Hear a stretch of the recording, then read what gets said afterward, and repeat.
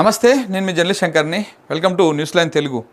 అయితే కేసీఆర్ గారికి నోటీసులు ఇచ్చింది కాళేశ్వరం కమిషన్. కాళేశ్వరం మీద ఏర్పడినటువంటి కమిషన్ అవుతుందో పీసీ ఘోష్ గారి కమిషన్. ఆ కమిషను కేసీఆర్ గారికి నోటీసులు ఇచ్చింది. కేసీఆర్ గారితో పాటు అలాగనే మాజీ మంత్రి అయినటువంటి హరీష్ రావు గారికి, దాంతోపాటు ఇప్పుడు ఎంపీగా ఉన్నటువంటి అప్పుడు ఆర్థిక శాఖ మంత్రిగా పనిచేసినటువంటి ఈటల రాజేందర్ గారికి నోటీసులు ఇచ్చింది. మొత్తం ముగ్గురికి నోటీసులు ఇచ్చింది. ఇది ఫైనల్ టచ్ అని చెప్పొచ్చు ఈ కాళేశ్వరం కమిషను. సో దాంట్లో ఇప్పుడు నిన్నటి నుంచి చర్చ నడుస్తూ ఉన్నది.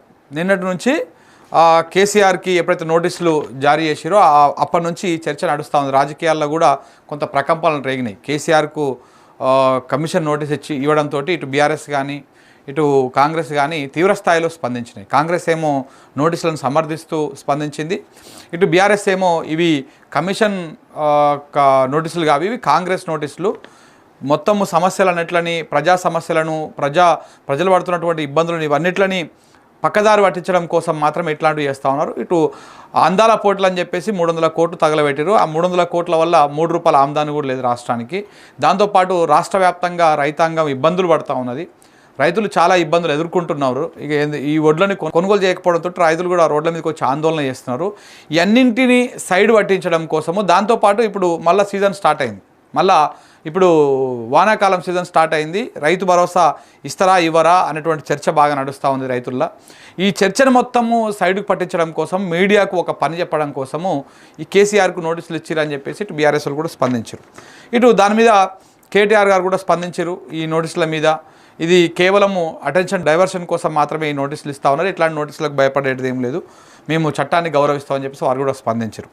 అయితే ఈటల రాజేందర్ గారు కూడా స్పందించారు. అయితే బీఆర్ఎస్ వాళ్ళు లేకపోతే కేటీఆర్ వీళ్ళందరూ స్పందించడం వేరు. ఎందుకంటే కేసీఆర్ గారు బీఆర్ఎస్ పార్టీలో ఉన్నారు కాబట్టి బీఆర్ఎస్ వాళ్ళు స్పందించడం పెద్దగా అది కాదు. అయితే ఈటల రాజేందర్ బీజేపీలో ఉన్నాడు. ఆయన ఇప్పుడు మల్కాజ్గిరి ఎంపీగా, బీజేపీ ఎంపీగా ఉన్నారు. అయితే ఈయన 2015 ఆ టైంలో ఆర్థిక శాఖ మంత్రిగా పనిచేసారు. కాబట్టి ఈయనకు కూడా నోటీసులు ఇవ్వడం జరిగింది. అయితే దాని మీద, ఈ నోటీసుల మీద ఈటల రాజేందర్ గారు స్పందించడం జరిగింది. స్పందిస్తూ ఆయన కొంత రాష్ట్ర ప్రభుత్వాన్ని, రేవంత్ రెడ్డిని కొంత ఇరుకున పెట్టేటువంటి విధంగా కొన్ని కామెంట్లు చేసిరు, కొన్ని వ్యాఖ్యలు చేసిరు. ఆయన నిజంగానే కూడా ఇరుకున పెట్టిరు కూడా. ఎట్లా ఇరుకున పెట్టిరు? ఇప్పుడు నేను ఆర్థిక శాఖ మంత్రిగా పనిచేసిన కాబట్టి నాకు నోటీసులు ఇచ్చారు. ఏది ఈ కాళేశ్వరం మీద ఏర్పడినటువంటి కమిషన్ తోటి నోటీసులు ఇప్పించారు. మరి నేను ఆర్థిక శాఖలో పనిచేసినప్పుడు డబ్బులు విడుదల చేస్తా అని చెప్పేసి ఇచ్చిరు. నేను అన్నిటికీ ఏ పనికైనా ఆర్థిక శాఖ నుంచే నిధులు విడుదలవుతాయి, దాంట్లో ఎలాంటి అతిశయోక్తి లేదు. అది ఏ పనైనా, నీటిపారుదల శాఖకైనా, ఆరోగ్య శాఖకైనా, వైద్య శాఖకైనా, విద్యాశాఖకైనా, ఏ శాఖకైనా ఆర్థిక శాఖ నుంచే డబ్బులు రిలీజ్ అవుతాయి, దాంట్లో ఏమీ అది లేదు అని చెప్పేసి ఆయన మాట్లాడుతూ, మరి నాకు ఇచ్చినప్పుడు నోటీసులు, మరి నా శాఖలో ఫైనాన్స్ సెక్రటరీగా పనిచేసినటువంటి రామకృష్ణారావు గారు కూడా ఉన్నారు అప్పుడు నా కాలంలో పనిచేసినప్పుడు. మరి ఆయన ఇప్పుడు సిఎస్గా ఉన్నారు, రాష్ట్ర ప్రభుత్వ ప్రధాన కార్యదర్శిగా ఉన్నారు ఆయన. మరి ఆయనకు కూడా నోటీసులు ఇవ్వాల్సినటువంటి అవసరం ఉంటుంది, ఆయనకు కూడా ఇస్తారా అన్నట్టుగా ఆయన ఇండైరెక్ట్గా కొంత ఒక సుర్కైతే అంటించిండు రాష్ట్ర ప్రభుత్వానికి. రేవంత్ రెడ్డి గారికి కొంత ఇది ఇబ్బంది పెట్టేటువంటి అంశమే. ఎందుకంటే ఫోన్ ట్యాపింగ్ కేసును మనం ఇక్కడ గుర్తు చేసుకోవాలి. ఫోన్ ట్యాపింగ్ కేసులో వీళ్ళు ఎంత ఉరుకుదామని చూసినా, ఎంత విచారణతోటి నోటీసులు అధికారులకు ఇద్దామని చూసినా, అప్పుడు హోంశాఖ సెక్రటరీగా పనిచేసినటువంటి చాలామంది, రవి గుప్తా ఇట్లాంటి వాళ్ళు కూడా డీజీపీలుగా ఉన్నారు అప్పుడు. అంటే వాళ్ళకు కూడా నోటీసులు ఇవ్వాల్సి వస్తుంది అని చెప్పేసి ఆ వ్యవహారాన్ని సైడ్కి పెట్టేసారు. సో ఇట్లా ఆ అధికారులకు నోటీసులు ఇవ్వాల్సి వస్తుంది. మహేందర్ రెడ్డి ఉన్నారు కదా, మాజీ డీజీపీ, ఆయన తర్వాత టీజీపీఎస్సీ చైర్మన్గా కూడా ఆయన పనిచేసారు. సో కాబట్టి ఇట్లా వాళ్ళకు నోటీసులు ఇవ్వాల్సి వస్తుంది అని చెప్పేసి కొన్ని ప్రభుత్వం ఆచితూచి వ్యవహారం చేసింది, ఆచితూచి అడుగులేసింది. ఎప్పుడు ఫోన్ ట్యాపింగ్ కేసులో సేమ్ అట్లనే ఇప్పుడు కూడా ఈ కాళేశ్వరం వ్యవహారం, ఈ మొత్తం వ్యవహారంలో కూడా ఈటల రాజేందర్ గారు అట్లనే రాష్ట్ర ప్రభుత్వాన్ని, రేవంత్ రెడ్డిని ఇరుకున పెట్టేటువంటి విధంగా వ్యవహారం ఆయన మాట్లాడడం జరిగింది. సో మరి ఇప్పుడు నిజంగా కూడా వాస్తవానికి చూసుకున్నా కూడా ఈటల రాజేందర్కి నోటీసులు ఇచ్చినప్పుడు ఆ శాఖలో పనిచేసినటువంటి ఫైనాన్స్ సెక్రటరీగా పనిచేసినటువంటి రామకృష్ణారావు గారికి కూడా నోటీసులు ఇవ్వాల్సి వస్తుంది. ఇప్పుడు ఆయన సిఎస్గా ఉన్నారు. మరి సిఎస్గా ఉన్నటువంటి వారికి నోటీసులు ఇస్తారా ఇవ్వరా ఏందనేది కూడా చూడాల్సినటువంటి అవసరం ఉంది. ఇంకా దాంతోపాటు మరొక అంశాన్ని కూడా ఆయన లేవనెత్తిండు. ఏంటి అది అంటే, అసలు ఈ కమిషను ఎప్పుడు ఏర్పాటైంది, ఎందుకు సంవత్సర కాలం పాటు ఇది పొడిగించుకుంటూ వచ్చారు, దేనికోసం పొడిగించుకుంటూ వచ్చారు? 100 రోజులల్లో కమిషన్ విచారణ పూర్తి చేసి రిపోర్ట్ ఇవ్వాలని చెప్పినటువంటి ప్రభుత్వము ఎందుకు దాన్ని సంవత్సర కాలం పాటు పొడిగించుకుంటూ వచ్చారు? ఎందుకు దాని మీద ప్రజాధనాన్ని వృధా చేసిర్రు, దేనికి వృధా చేసిర్రు అని చెప్పేసి ప్రభుత్వాన్ని ఆయన ప్రశ్నించడం జరిగింది. నిజంగానే వాస్తవమే కూడా. 100 రోజులల్లో రిపోర్ట్ ఇవ్వాలని చెప్పేసి జస్టిస్ పిసి ఘోష్ గారి కమిషన్ని ఏర్పాటు చేసారు కాళేశ్వరం మీద. కాళేశ్వరంలో 1,00,000 కోట్ల అవినీతి జరిగిపోయింది. అసలు ఆ ప్రాజెక్టు మొత్తం కట్టిందే 80,150 కోట్లతోటి. కానీ 1,00,000 కోట్ల అవినీతి జరిగింది, 1,00,000 కోట్ల అవినీతి జరిగింది అన్నట్టు బీజేపీ వాళ్ళు ఇటు కాంగ్రెస్ వాళ్ళు ఆరోపణలు చేసి ఆ 1,00,000 కోట్లను తేల్చడం కోసము ఈ కమిషన్ని ఏర్పాటు చేశారు.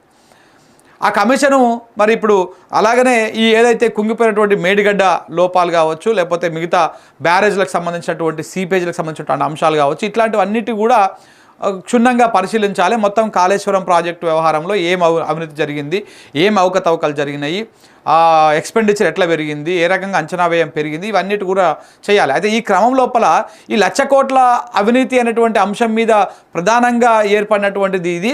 ఆ 1,00,000 కోట్ల అంశాన్ని ఎక్కడ కూడా పెద్దగా దానికి సంబంధించినటువంటి ఆధారాలు కూడా ఎక్కడ కూడా సేకరించినట్టు కానీ ఆ కమిషన్ ముందుకు వచ్చినట్టు కానీ కూడా ఏడ కనపడలేదు. ఎందుకంటే కమిషన్ చెప్పకముందుకే పేపర్లు, టీవీ ఛానళ్ళు పెద్ద పెద్ద వార్తలు, బ్యానర్ ఐటమ్స్ రాసేస్తాయి. కమిషను చెప్పకముందుకే నేను ఒక ఛానల్లో చూసిన, ఆయన చెప్పిండో చెప్పలేదో తెలియదు, ఆయన ఏం మాట్లాడిండో బయటకు వచ్చిందో తెలియదు, కానీ ఆ ఛానల్ బ్రేకింగ్లో కానీ ఆ ఛానల్ పెద్ద పెద్ద బ్రేకింగ్లలో కానీ అవినీతి జరిగిందని గుర్తించిన కమిషను అందుకే కేసీఆర్కు నోటీసులు ఇచ్చిందని చెప్పేసి పెద్ద పెద్ద బ్రేకింగ్లు వేసింది, పెద్ద ఛానల్, పెద్ద శాటిలైట్ ఛానల్. సో ఇలా లీకులు వచ్చి ఇలా చేసేటువంటి వాళ్ళు ఒకవేళ 1,00,000 కోట్లకు సంబంధించినటువంటి అవినీతి ఏమైనా జరిగి ఉన్నట్టుగా ఆధారాలు ఉంటే వెంటనే మీడియాకు వస్తుండే మన ఆస్థాన మీడియా మొత్తము పుంకానుగా వార్తా కథనాలని రాసి వడ్డీ వారుస్తూ ఉండే. కానీ అలాంటివి ఏం జరగలేదు. మరి దొరకలేదు తెలియదు. అయితే ఈ కమిషన్ని సంవత్సర కాలం పాటు ఎందుకు మీరు పొడిగించుకుంటూ పోయిర్రు, ఎందుకు ప్రజాధనాన్ని వృధా చేసిర్రు అని కూడా ఆయన ప్రస్తావించడం జరిగింది. మరి ఇది కూడా వాస్తవం. మరి ఎందుకు పొడిగించుకుంటూ పోయారు అనేది తెలియదు. అయితే దాంతోపాటు ఆయన నిజంగా కాళేశ్వరంలో అవినీతి జరిగితే, కాళేశ్వరంలో నిజంగానే 1,00,000 కోట్ల అవినీతి జరిగితే సిబిఐకి ఇవ్వడానికి ఈ రాష్ట్ర ప్రభుత్వానికి వచ్చినటువంటి సమస్య ఏంటిది? సిబిఐకి ఇవ్వచ్చు కదా, ఎంక్వైరీ వాళ్ళు చేస్తారు కదా, తేలుస్తారు కదా. సిబిఐకి ఇవ్వమని మేము ఎప్పటి నుంచో అడుగుతా ఉన్నాము. ఎందుకు రేవంత్ రెడ్డి గారు ఇస్తలేరు, ఈ ప్రభుత్వం ఎందుకు ఇవ్వడం లేదు, దేనికి ఇవ్వడం లేదు అని చెప్పేసి కూడా ఆయన మాట్లాడు. ఇక్కడ 3 అంశాలను ఆయన ప్రధానంగా లేవనెత్తిండు ఈటల గారు. ఒకటి, సిఎస్ గారు అంటే అప్పుడు ఫైనాన్స్ సెక్రటరీగా పనిచేసినటువంటి రామకృష్ణారావు గారే ఇప్పుడు సిఎస్గా ఉన్నారు. మరి ఆర్థిక శాఖ మంత్రిగా పనిచేసిన కాబట్టి నాకు నోటీసులు ఇచ్చిర్రు. మరి అప్పుడు ఆర్థిక శాఖ సెక్రటరీగా పనిచేసినటువంటి రామకృష్ణారావుకు నోటీసులు ఇస్తారా ఇవ్వరా అన్నటువంటి మాటని ఇండైరెక్ట్గా అని చెప్పడం జరిగింది. దాంతోపాటు సెకండ్ది, కమిషన్ని ఎందుకు సంవత్సర కాలం పాటు పొడిగించుకుంటూ పోయిర్రు, ప్రజాధనాన్ని ఎందుకు వృధా చేశారు? ఎందుకంటే కమిషను అంటే ఉట్టినే ఉండదు కదా, ఆయనకు ఆఫీస్ కావాలి, ఆఫీస్లో ఎంప్లాయీస్ కావాలి, ఆయన రావడానికి పోవడానికి కార్లు కావాలి, ఆయన ఉండడానికి అన్ని ప్రభుత్వమే వసతులు ఏర్పాటు చేయాలి. ఎందుకంటే ఆయనకేం పని లేదు కదా, తెలంగాణకు వచ్చిండు అంటే దీని మీదనే వస్తాడు. ఇవి వచ్చిన కాడ నుంచి పోయిన దాకా అంతా ఆయనకు జీతం ఇవ్వాలి. ఇవన్నీ కూడా కమిషన్కు చూసుకోవాల్సినటువంటి బాధ్యత ప్రభుత్వాన్ని, ప్రభుత్వమే ఖర్చు పెట్టాలి దాని మీద. సో కాబట్టి ఇవన్నీ ప్రజాధనాన్ని ఎందుకు వృధా చేసిరు అనేటువంటి మాట కూడా ఆయన మాట్లాడడం జరిగింది. ఇది 2వ పాయింట్. ఇక 3వది, అసలు 1,00,000 కోట్ల అవినీతి జరిగితే మీరు ఎందుకు సిబిఐకి ఇవ్వడానికి రాష్ట్ర ప్రభుత్వం వెనకడుగేస్తూ ఉన్నది? సిబిఐ ఎంక్వైరీకి ఇవ్వచ్చు కదా. మొత్తం అవినీతి జరిగినప్పుడు, మొత్తం కాళేశ్వరం ప్రాజెక్టులో మొత్తం అవినీతి జరిగినప్పుడు, ఆధారాలు మీ దగ్గర బలంగా ఉన్నప్పుడు సిబిఐకి ఇస్తే బాగుంటుంది కదా, సిబిఐకి ఇవ్వచ్చు కదా అని చెప్పేసి ఆయన డిమాండ్ చేసిండు. దీనికి ఈ 3 ప్రశ్నలు కూడా రాష్ట్ర ప్రభుత్వాన్ని, రేవంత్ రెడ్డి గారిని ఇరుకున పెట్టేటువంటి అంశాలు ఇవి. ఎందుకంటే ఈ 3 కూడా రేవంత్ రెడ్డి చేయలేడు. ఇప్పుడు సిఎస్కు నోటీసులు ఇవ్వలేడు, ఈ సంవత్సర కాలం పాటు ఎందుకు కమిషన్ని పొడిగించుకుంటూ వచ్చారు, ఎందుకు ప్రజాధనాన్ని వృధా చేశారు అనేటువంటి అంశం మీద ఆయన క్లారిటీ ఇవ్వలేడు. ఇంకొకటి, సిబిఐకి కూడా ఈ కాళేశ్వరం సంబంధించినటువంటి వ్యవహారాన్ని అప్పచెప్పలేడు. సో కాబట్టి ఈ 3 ప్రశ్నలు వేసి రేవంత్ రెడ్డిని ఇటు రాష్ట్ర ప్రభుత్వాన్ని బలంగా ఇరుకున పెట్టినని చెప్పేసి చెప్పొచ్చు ఈటల రాజేందర్ గారు.